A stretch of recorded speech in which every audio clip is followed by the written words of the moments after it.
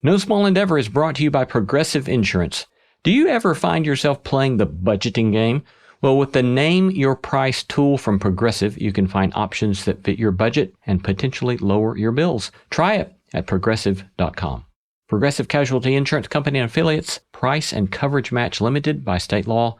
Not available in all states. Hey there. Did you know that we have a newsletter? Just imagine if you could have one of your favorite ethics professors send you a list of things to reflect on, think about, practical actions with which to experiment, all on your way to sorting through what it might mean to live a good life. Well, that is the NSC Notebook. I riff on themes and topics related to the show and our guests. Sign up for my NSC Notebook today at nosmallendeavor.com/newsletter. I'm Lee C. Camp, and this is No Small Endeavor, exploring what it means to live a good life. How do we face the past is a moral question, because we so often make choices not to face it. And that's a moral choice, to say the least. That's Pulitzer Prize winning author David Blight discussing his book Yale and Slavery, a powerful narrative account of Yale University's historical involvement with slavery, its long aftermath, and its implications for our own day. This idea that we don't want history to be divisive, that we should essentially be doing an American history that is largely triumphal, it's like spreading lies in the service of nationalism. We discuss the implications of an unexamined past. If you're not ready on some level for the tragedies of history, they're coming to get you. All coming right up. Lately, my lovely wife, Laura, and I have been trying to clean up the way we do a lot of our chores and errands to simplify our lives. And so one of the ways we've tried to do that is to clean up the way we shop for groceries. And so recently we gave Thrive Market a shot. And honestly, we're a big fan. You can get the same high quality brands you love, but for less and without compromising your standards. They actually ban over 1,000 ingredients that are still allowed in U.S. products. And the site is super easy to shop. You can filter by diet, like gluten-free, paleo, keto, low sugar, vegan, so you're not wasting time reading every label. It's not just food. Thrive has supplements, household items, and clean beauty too. All vetted and all way more affordable than you or I expect. And the shipping, fast and carbon neutral. Head over to thrivemarket.com/endeavor to get 30% off your first order and a free $60 gift. That's thrivemarket.com/endeavor, thrivemarket.com/endeavor. Hello, friends. One of the things I've taught students for many years now is that one of the most important things they can do is pay attention to their meta habits, big habits that leave lots of things in their wake, and that this is key to living life well. For centuries, the cardinal virtues were thought of as just such meta habits, profound practices that have a disproportionately large impact upon your life. The four cardinal virtues: courage, temperance, prudence, and justice. They were considered essential to a good life, but today we hardly talk about them. Most people can't even name them. That's why we're launching a special 4-part series exclusively on NSC+. In this series, I'll take a deep dive into these virtues, what they mean, why they matter, and how they shape a meaningful life. Think of it like a private college course, except it's way practical. Join us on NSC Plus to start listening today. Sign up at nosmallendeavor.com and click Join NSC Plus. I'm Lee C. Camp. This is No Small Endeavor, exploring what it means to live a good life. Roughly 40 years after the American Civil War, the Spanish-American philosopher George Santayana wrote, "Those who cannot remember the past are condemned to repeat it." At the time those words were published, the Jim Crow era was well underway, and a fresh wave of Confederate monuments were being erected across the country.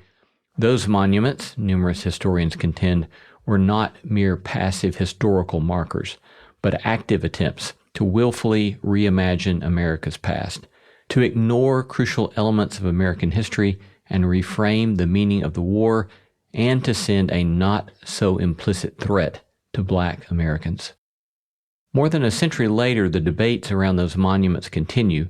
From the White House to our libraries to our school systems and universities, our collective memory is up for debate, with pointed attempts to reframe, reimagine the past. But how do we frame the difficult truths of our past? How do those narratives inform our present? And are we indeed, as Santayana wrote, condemned to repeat our most grave mistakes? Our guest today is Professor David W. Blight. Dr. Blight is one of the foremost historians of American slavery and its enduring legacies. He serves as the Sterling Professor of History at Yale and is the director of the Gilder Lehrman Center for the Study of Slavery, Resistance, and Abolition. He has shaped both academic and public understandings of race and memory, and his Pulitzer Prize-winning biography, Frederick Douglass, Prophet of Freedom, received 9 major awards. Today, though, we're keying in on his most recent book, Yale and Slavery, A History. It's a powerful and moving narrative account of Yale University's historical involvement with slavery and its long aftermath. And we discuss, in addition, the implications of his storytelling for our own day. Here's our interview with Professor David Blight. Welcome, Professor Blight. Thank you, Lee. I'm honored to be on with you. Very pleased to be with you today. I've really been looking forward to our conversation. As I told you before we started taping, I've spent a lot of hours with your books here of late, so I've been especially excited about getting to talk to you today. Well, sorry about that. Yeah. So I understand that the president of Yale, your boss, calls you up one day to write a history of Yale and its involvement with slavery. He did. It was September of 2020, which everyone will remember was a particularly difficult series of months. And the question was, and I had no signal of this coming, would I research, lead a history of Yale and slavery? And I remember on the phone wishing that conversation wasn't happening because I had no intention. This wasn't my idea. I mean, I direct a center at Yale for the study of slavery and abolition, so it was obvious why Peter came to me. All credit to Peter Salovey. He really wanted this done, and he embraced it. He gave us resources to create a working group, a series of research assistants, and especially a few key people in the Yale libraries. And it took 3 years to do, and we did it. Did you have any particular fear of official censorship or not wanting any particular stories to be told? I think we had a little bit of that, especially about the Board of Trustees and even, for that matter, the General Counsel's office. But to his credit, again, Peter and his staff were extremely supportive of this, and they never asked to read any of it until we were prepared to show it to them. And we gave presentations to the Board of Trustees meetings, I'd say at least 3 times, about what we were doing, what we were finding, how we were conceiving the project. I know there was some consternation on the board, but to his credit, again, Peter Salovey prepared his board for this. And I only learned later that they had been talking about doing this for some time before I ever got asked Fascinating. to write it. Yeah. So, and look, a lot of universities have done this. We were late to the game, and it turns out that was an advantage because there was a lot we could draw from what other people had done. Well, there are so many remarkable stories in Yale and slavery, but what one or two stands out to you, especially thinking about the very earliest days of Yale? I was always asked about surprises on this book and the research. One of them is just how common it was for 17th and 18th century clergy in New England to own slaves. I mean, I knew that it existed, but the fact that so many, likely a majority of all New England ministers, probably owned a slave or two, usually Africans, sometimes Native Americans. They had complicated relationships, of course, but they were people enslaved in most cases for life. So that, as the story developed, and the fact that by and large, slavery in Connecticut, around Yale, and much of New England had very little in the way of an anti-slavery resistance and critique until the period of the American Revolution.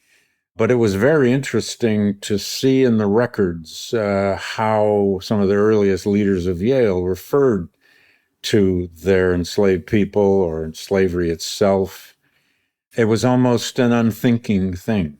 It was a part of their natural, they believed, part of their natural universe. Another big surprise of that early period was just how much the Connecticut and really all New England economy was linked to the West Indies, was directly linked to especially the Anglophone parts of the Caribbean, Jamaica, Barbados, and other islands.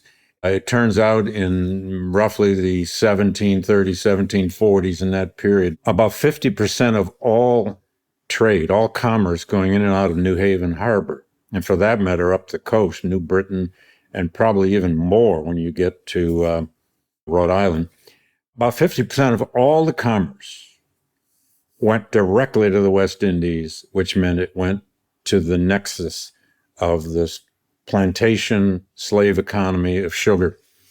We have quite a bit in the book, quite a section in the book about the deep ties, the deep economic ties between the economy of Connecticut and the West Indies, and to early donors, leaders, rectors, professors, etc., here at Yale.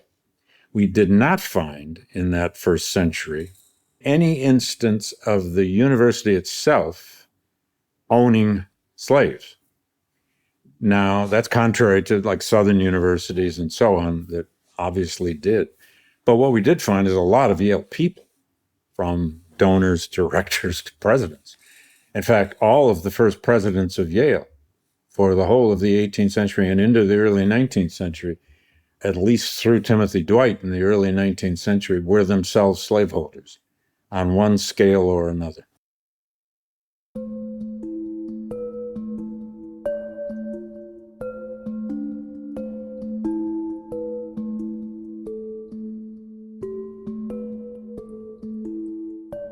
You tell at some length about the construction of Connecticut Hall on campus, one of the Yes. prominent buildings there, important in the history of the university, and the way in which slave labor was so crucial to the construction of that.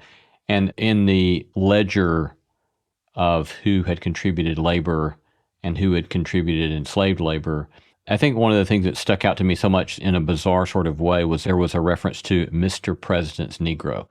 Yeah, that's Thomas Clapp. Yeah, just it points to that kind of unthinking way in which this was so accepted. Sure. Yeah. They were his own records. Huh. Thomas Clapp, he's a Puritan minister. He was the first president of Yale so designated as president. Before that, they were called rectors, but he's president as early as 1730s, 1740s, into the 1750s. He had a lot to do with creating the first library, et cetera, et cetera. But he builds Connecticut Hall, which is still there today. Anyone who visits the Yale campus will likely see it. It's a gorgeous mid-18th century brick building, built at its time as both classroom and dormitory. But Clapp kept detailed records of the 23 to 25 odd laborers who worked on that building. And about 5, 6 of them actually were slaves. One of them labeled Mr. President's Negro, another Reverend Noise's Negro, and so forth. And he kept, anyone who sees the book and reads it, we showed those documents in the book. They're amazing. He recorded the days that they worked down to the quarter of a day. It'd be 172 and 1/4 days.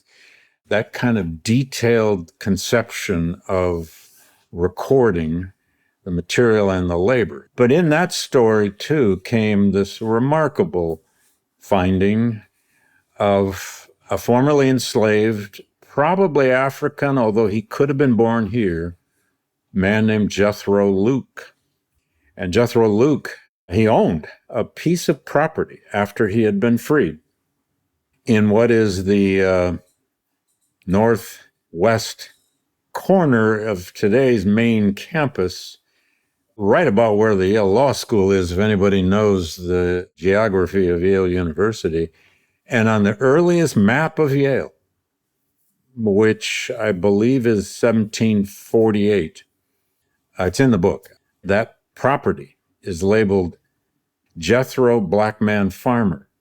Well, it turns out Jethro had a wife named Mindwell and a son named Gad. And in President Clapp's records, there they are. Jethro and Gad, I don't think they had the highest number of days, but almost. Both of them worked on the building of Connecticut Hall for more than a year and a half. In fact, they did a lot of work on the bricklaying and the brick making. That's about a 10-minute walk right through the heart of the Yale campus today. And so one can imagine that circumstance. Did it surprise you that you found so many of these records just simply in the archives of the university that had simply been unnoticed, or no one had taken time to point to them or tell those stories yet? I think at first it was surprising how much of the documentation of the stories we tell, both of the early period in the 18th century and beyond, have been in essence hiding in plain sight in the Yale archives for a very long time. Well, centuries. Now, we did derive sources from elsewhere as well. But yeah, this is a story that, with proper digging, could have been told a very long time ago. I was struck in noticing that you began very early in the book. You cite St. Augustine from the Confessions, where he says, in effect, this is your summary, we are our memories, both individual and collective. We cannot function as humans without them, but that is also the eternal human burden, end quote. And then for your epigraph on the epilogue at the very end of the book, you cite W.B. Du Bois saying, quote, nations reel and stagger on their way. They make hideous mistakes. They commit frightful wrongs. They do great and beautiful things. And shall we not best guide humanity by telling the truth about all of this, so far as the truth is ascertainable?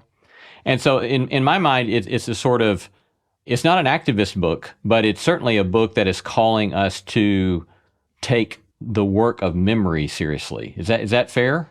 Oh, it's absolutely fair. I framed the book in the beginning and framed it at the end as an act of historical memory by an institution and its employees. We held, a whole variety of webinars about this when we were writing it or researching it. We saw that as an obligation. We did webinars with students, webinars with alumni, webinars with the community, webinars with descendants of Yale Black graduates, et cetera, et cetera. And I would say the first and last question in every webinar we did was this business of repair. What will Yale do about this? And my answer was always, I don't know. I don't know yet. Besides, that's not up to us. We're writing a history. That is up to Peter Salovey and his team. And if he asks us, we have thoughts. The point of this was to do good history. The truth shown through time. A reasoned reconstruction of what we found. And then put into a narrative, which was difficult at first to fully conceive. I wanted this to be a narrative history that real people would read. And by that, I mean not just academics. I was determined to write this for a general reading audience that still loves good history. And I think we managed that part. We also found the names of more than 200 enslaved people, enslaved by Yale faculty, donors, rectors, etc., over the first century. And we have that section in the book where we simply list all of their names. Most of them are only by first names, but we wanted to humanize that part of the story. And one other goal, by the way, we had with this, actually, I had three huge goals with this that readers can decide whether we accomplished them. One was to tell the story of Yale, this university's relationships to this problem of slavery in America and the world.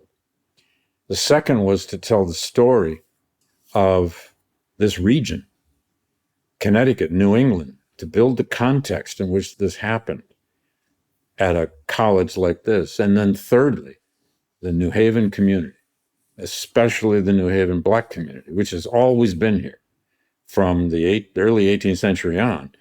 And the New Haven Black community has always worked at Yale and been deeply tied to Yale, and eventually some went to Yale. So we wanted to make sure we were representing that story, and we also were very determined to make sure that the community here in New Haven was fully aware of what we were doing, what we were finding, why we were doing it. And I had two local New Haven historians on the working group who were incredibly valuable to how we pulled this off. This may be something that you as a preeminent historian is uncomfortable with, but I think that going back to the conversation about memory, I thought of your book almost as a book about moral formation, and you even use the language of moral choices at the end of the book. But it's a question about, it seems to me, this sort of insistence that we forsake a willful spiritual blindness to our history. How do you respond to that? I did want this to challenge people about how we make the moral choices about the past, our own past, our family's past, our institutional past, our national past. How do we face the past is a moral question, because we so often make choices not to face it. And that's a moral choice, to say the least. The world is full of situations. This is why we study historical memory, because the world is full of situations where people use the past to do what they do in the present, sometimes to terrible ends. They fight over the past. They struggle for the power to control the narrative of history in order to shape the present. The role of historians studying historical memory, to me, our job is to get inside of the sources, the data, the information, reconstruct the story of how people contended for that past. How did they shape who they said they were? So in part, what we're doing throughout this book, and I guess it was in effect the fourth main goal of the book, because we were doing it all the way through, is to represent as truthfully as we could how Yale was telling its own story, how it was recording its own story, how it was portraying itself to the world, which is what all universities do. Every institution does this. Companies do it. Nations do it. I mean, have you ever seen a view book from a university that wants all those potential freshmen to know the dark side of their past? Of course not. It's always just full of multicultural, smiling people who can't wait to get to Vanderbilt or wherever they're going. It's just the way the world works. Of course it does. But I also have some confidence now that serious readers of history, and even people who love to read history, however serious they are, they want to believe they're finding the truth. They want to know how you found what you found, and they don't want to be tricked.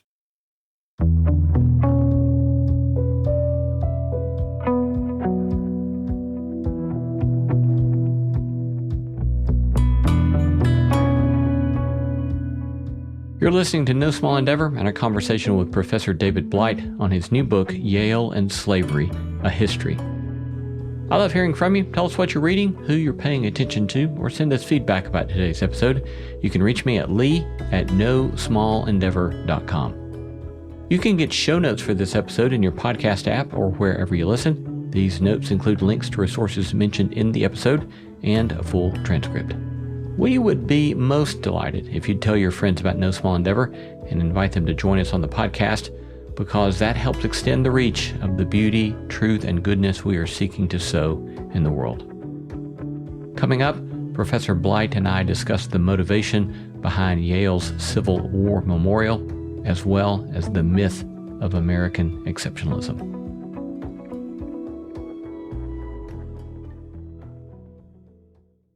We are most excited to announce that we'll be having our second NSC Plus book club with an author on June 26 at 7 p.m. Central Standard Time. Professor Rebecca DeYoung will join us to discuss her book, Glittering Vices. It's a great book. Order your copy of the book and mark your calendars. If you're not yet a member of NSA Plus, join at the link in the show notes or visit nosmallendeavor.com and click Join NSC Plus. Show up with questions and get ready to sit in on a great conversation. I would love for you to tell a little bit, a brief synopsis of the chapter on the Yale War Memorial. Oh, gosh, yeah. Early on, we wanted the book to go at least till the 1930s. There's a big turning point in Yale's history in the 30s. It's when they built all of that neo-Gothic center of campus, named all those colleges, 9 of the 12 for slaveholders, and so on and so forth.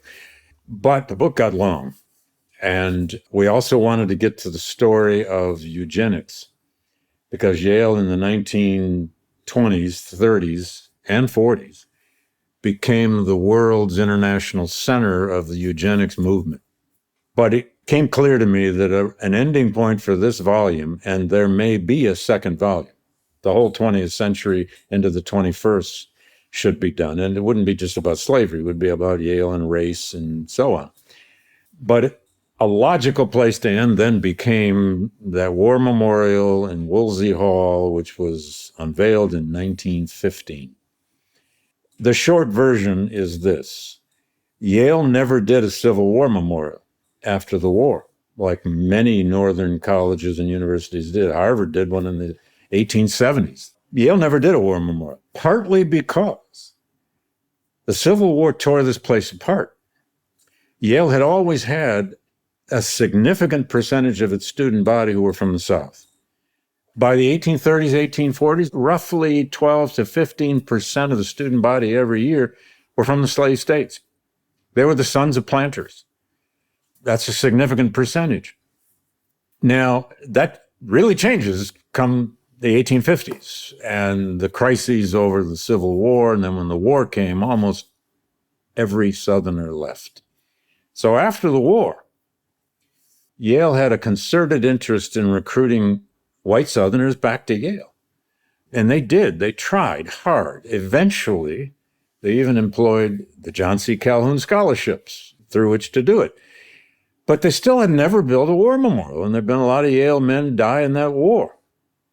And anyone who's read about Civil War memory in my book about it or others knows that this is the era when Civil War monuments are going up everywhere. If you didn't have one, the question was, why not? Well, the pressure was on. And finally, after the 200th anniversary of Yale in 1901, which was a very big event here, a committee was appointed. It had 12 members, 6 from the South, 6 from the North. Most were former Confederate officers or former Union officers. From its very conception, it was to be a memorial that was going to be about national reconciliation, reunion, not about causes and consequences of the war. They finally landed upon the artist who would do it, the place where they would put it, and they put it in the central hall of what was known as Woolsey Hall, still is known as partly Woolsey Hall. And this memorial has 55 Confederates and 114 Unionists who served or fought in the two forces, Army, Navy, and even other elements of each government. They had rich debates over what to call it. Was it going to be the memorial of the war between the states or the Civil War, and so on and so on? They finally, with some sensitivity, decided on calling it the Civil War. But the Southerners were determined that they were going to have equality on that memorial. And I can't say that strongly enough. This was all over American culture at that time, and they got that equality. The way the names are all listed, and they're simply listed in the order of their class, their name, their rank, their unit, and where they died or how they died. The word Confederate or Union does not appear. So it's a memorial entirely to the reunion, the reconciliation of North and South, the equality of the valor of the soldiers. Nowhere on this monument is it ever even hinted that this war had causes or consequences. And in the debates of the committee is where it really gets interesting, and I use that a lot in the book. They debated this question. Would the word victory appear? Would the word defeat appear? No, in the end. There was no victory. in a war that killed over 700,000 Americans. And these nearly 200 Yalees, the word victory or defeat, the very notion of a cause or a consequence, was never to appear. And note the date. This is unveiled in 1915. It's the same year Birth of a Nation appeared right up the street in New Haven. And Birth of a Nation, of course, is D.W. Griffith's epic film, white supremacist vision of the Civil War and Reconstruction. So that war memorial stands as the most significant memorial to the Confederate lost cause on Northern soil, because it really gives the argument, or part of the argument, of the lost cause, which is the Southerners fought equally with valor for the cause they believed in, and they deserved the same recognition of heroism as anyone who fought for the North. And there it is, right in the heart. And by the way, that's a hallway that students walk through every day, almost all of them, because the major dining hall of Yale is right in that same building. So, and we now have a kiosk there that tells this whole alternative narrative, and there are supposed to be more kiosks emerging soon around the campus to reinterpret other elements of this story in other parts of the landscape. But that war memorial is typical of so many other Northern memorials to the Civil War, but in some ways more explicit and more vivid than most. If I could summarize as the argument I suppose I hear you making there is that in this particular memorial, in an attempt to have this emotional, socio-political vision of reunification or reconciliation, that there is an honoring of the notion of valor, and consequently the more difficult conversation about causes and consequences, about really what was going on in that war, is ignored. And in ignoring that, consequently, ironically, you have something like The Birth of the Nation playing up the street a month later, because what's happening in that kind of storytelling is that we're refusing to deal with really what's going on. Is that a fair enough summary? No, that's it. That is it. I mean, it's not simply misremembering or not remembering. It is explicitly denying that the causes and consequences are in any way as important as the valor of those who fell.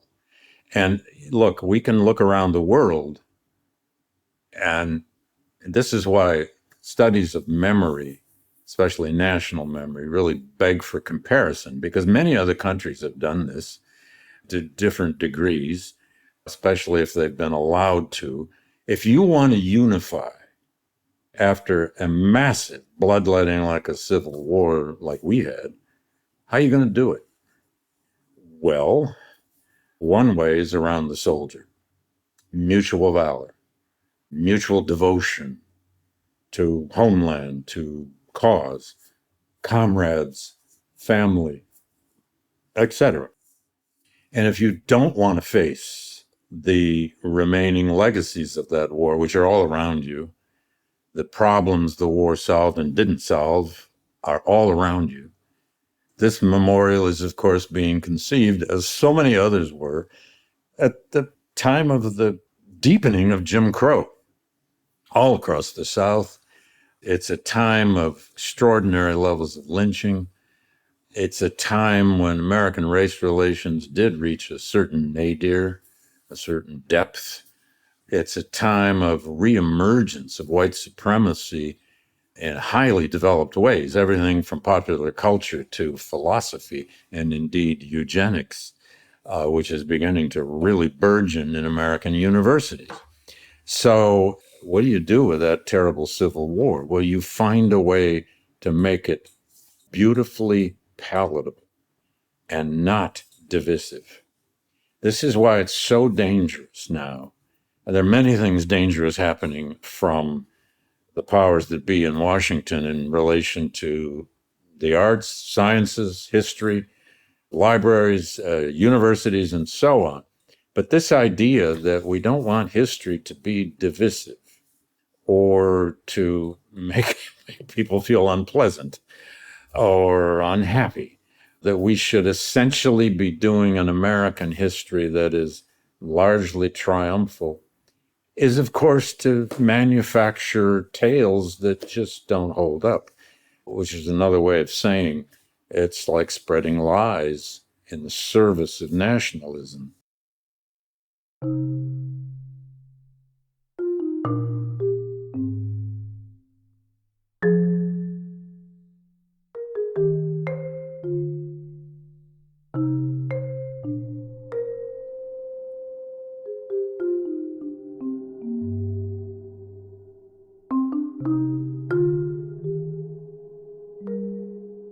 For you as a historian, what do you think is the root or roots of the American tendency to be so uncomfortable with tragedy, or this sort of sentimental longing for triumph or sentimental longing for being happy?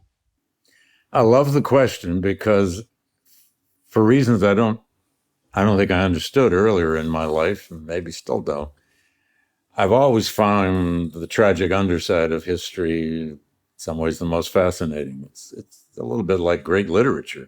It's one of the reasons I love a writer like Robert Penn Warren or another writer like James Baldwin. Lots of Shakespeare, let's face it, is tragedy by definition. For Americans, look, we were born in a deep civil religion. We were born in a deep mythology of our specialness, our uniqueness.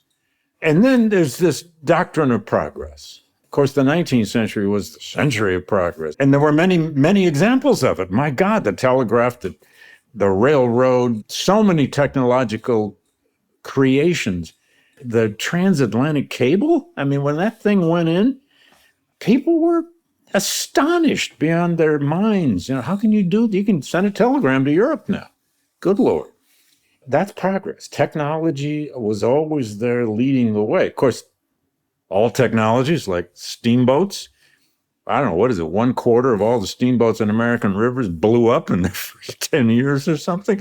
There's always that underside. Back to that Du Bois quote, people can do great things, amazing things, and we have capabilities in our brains of doing even greater things, but we also do horrible things. Look at the world now.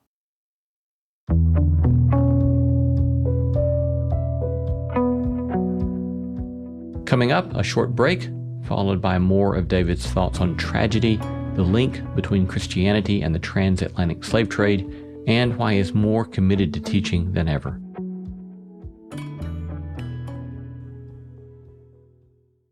Hey friends, Lee Seacamp of No Small Endeavor here. Hey, would you like to expand the community of people talking about the things you like to talk about?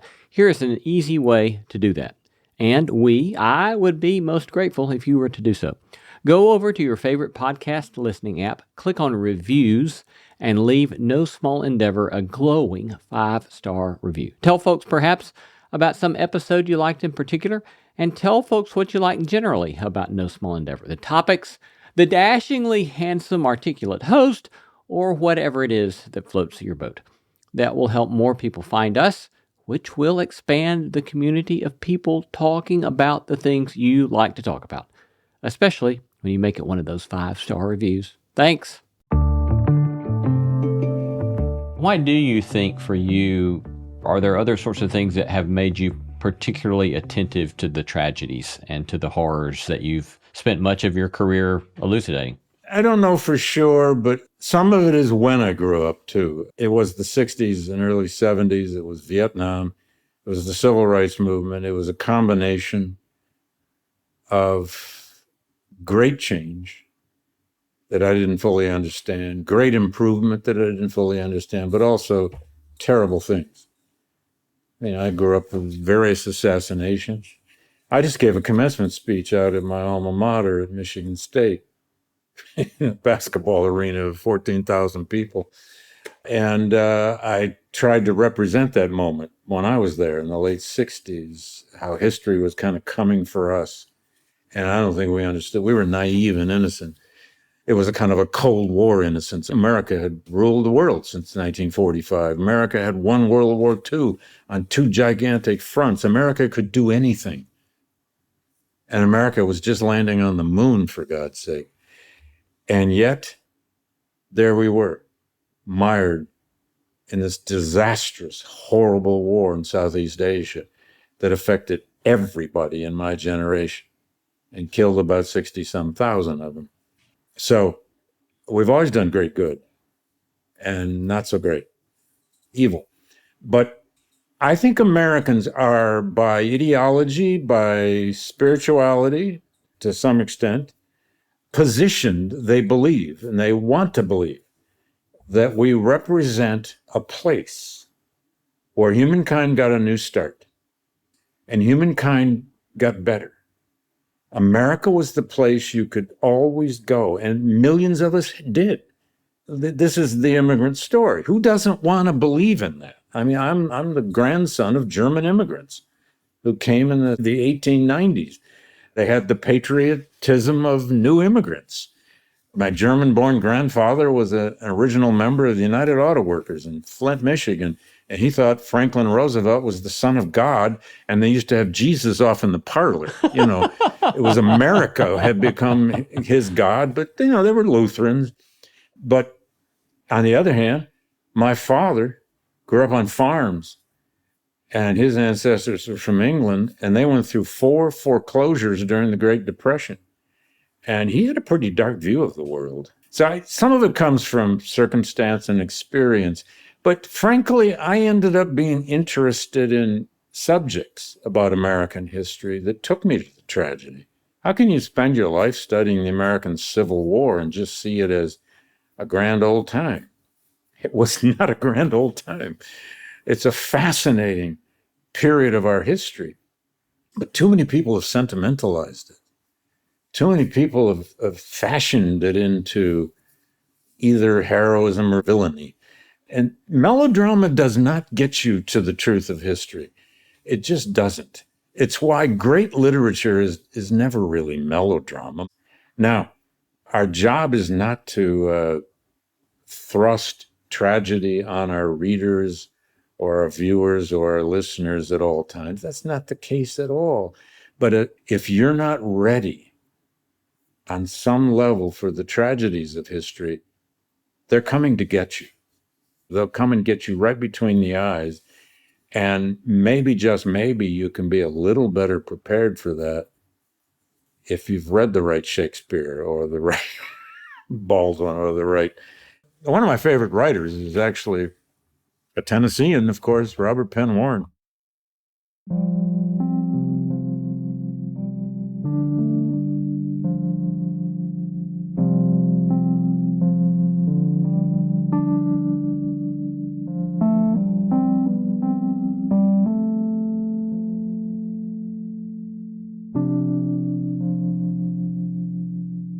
You alluded to the way in which so many of the early rectors, presidents, leaders of Yale were Christian ministers and slaveholders. How do you see this sort of mixed legacy of Christianity with regard to slavery and white supremacy?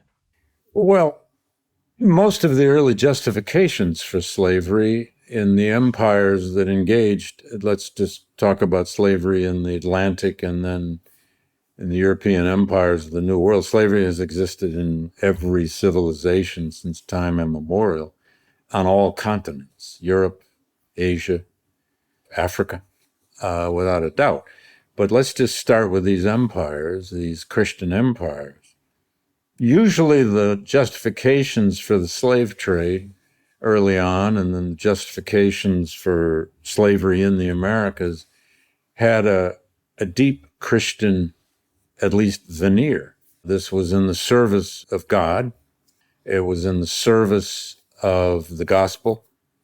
You know, the idea that they were liberating Africans from barbarity in Africa and giving them a new beginning in a new world was always a kind of popular idea, although there were plenty of people who saw through that, especially some of the slave ship captains who had managed a lot of death.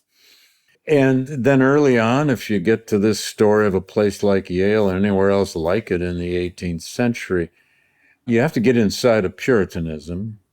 That's the Calvinist vision of sinners and saints. We're all sinners, but most of us are not saints.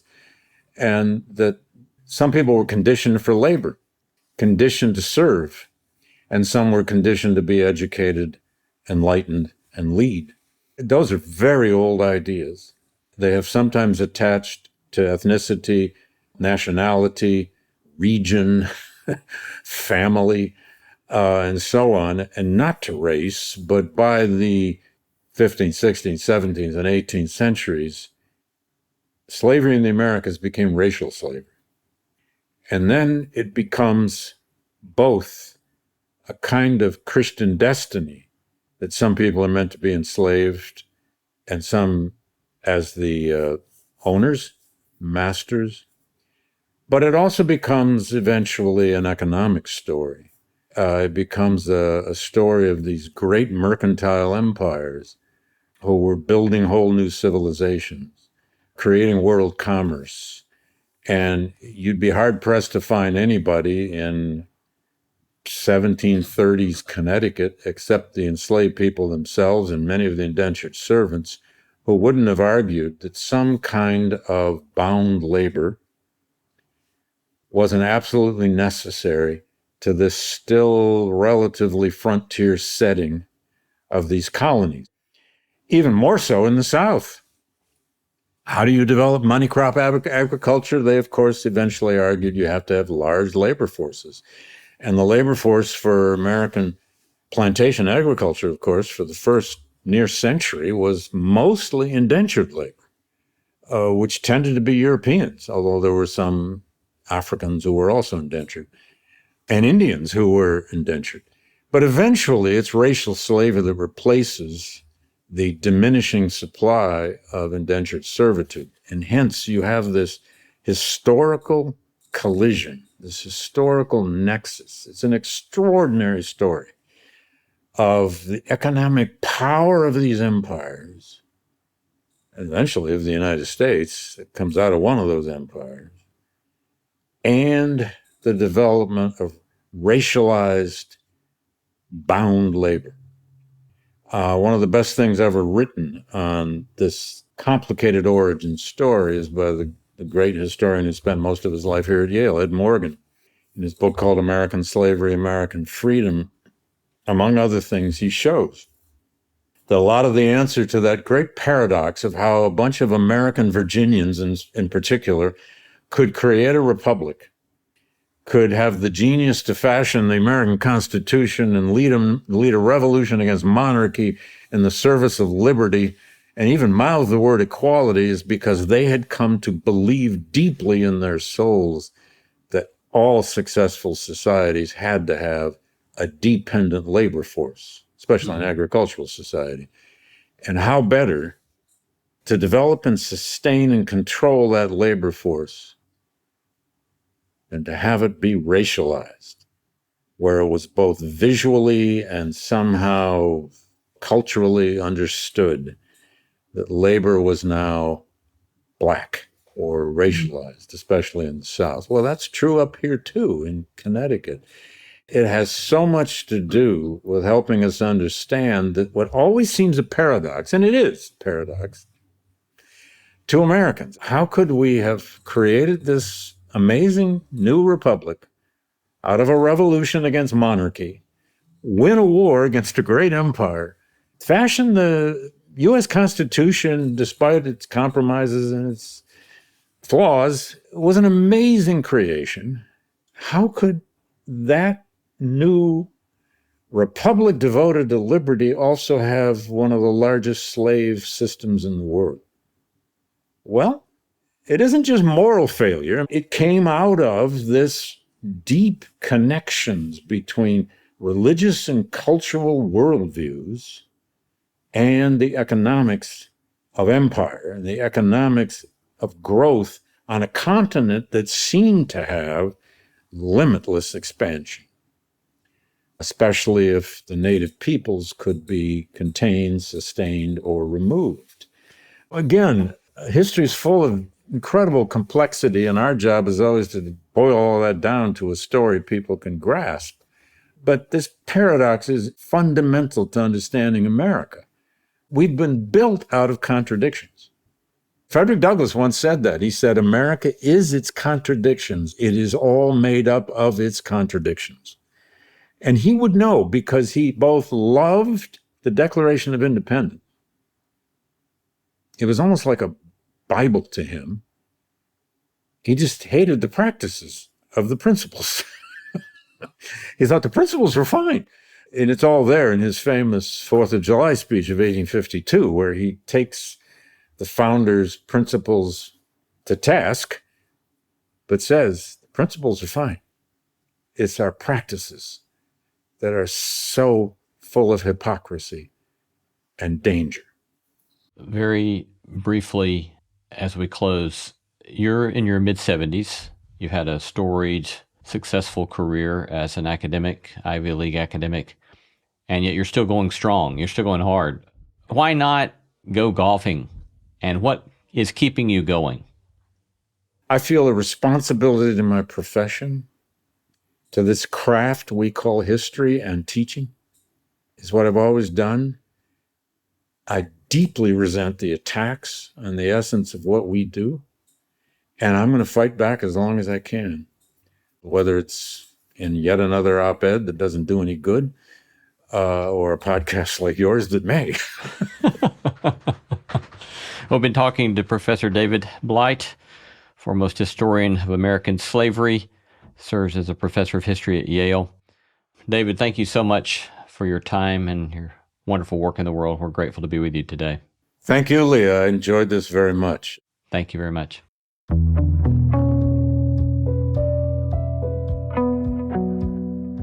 You've been listening to No Small Endeavor and our interview with the Pulitzer Prize winning author and history professor David W. Blight. We've been discussing his book, Yale and Slavery, A History.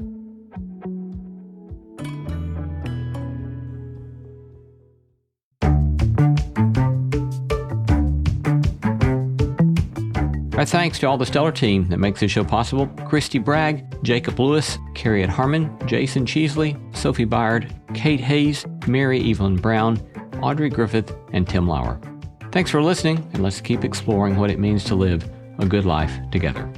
No Small Endeavor is a production of PRX, Tokens Media LLC, and Great Feeling Studios.